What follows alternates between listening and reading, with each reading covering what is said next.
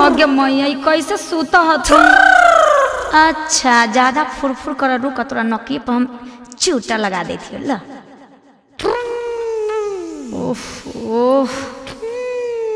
गे मैया बुझाते सूते न देते। गे माई अब निर्वंशा के की करी। अब तो मुंह कान दोनों बंद कर दिलिए। अब की करी। हाँ रुक तकिया रख देती। हे नरेटी चपले ही हैं कच्चे फुल करा हूं जी। रात भर सूते न दे। क्या लगा सब नींद खराब कर दिल। अच्छा तू जे दोसर के नींद खराब करो फो कर के ला ओरा दे। ए सूते दे बुआ हुड़ दे बुआ। हे ले म्यूजिक बाय टिंकू तूफान।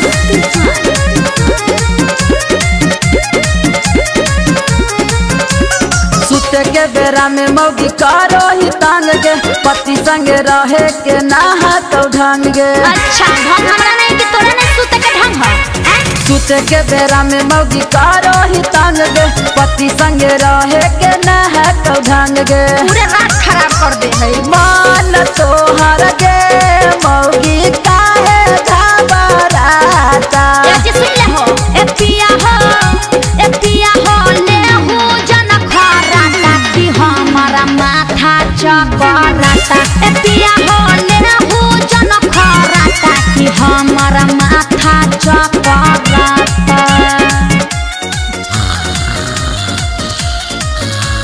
ए उठा ना जी कच्चे हुर कर ले हम। ओहो हे भगवान।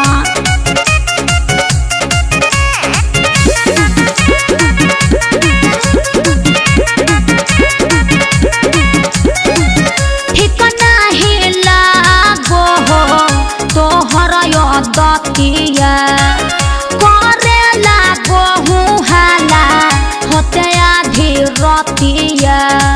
अब बात जी एकदम अंसा देले हूँ। मौगी कर नाय परेशान सूती कनवा मुनी के। जब हो खो बोलम मोर आवाजवा सुनी के। आगे सूते नाही दतिया हाला रहता हाल जब पाता।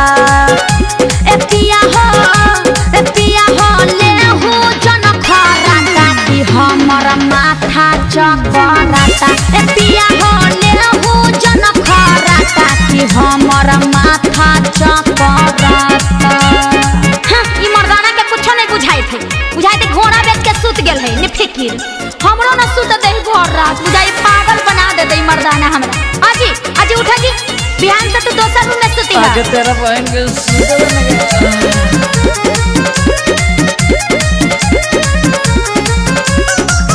हो गेलियो हम पिया पूरा परेशान हो। बिल्डर रामन टिंकू तूफान हो पूरे परेशान करके रखले रहूं।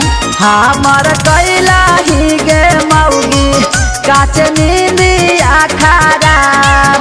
डाल हो बे दही बिनु सारावा ले बउए का कहीं सा। अच्छा चैन से ना रहमीता मार दे बउ चाचा।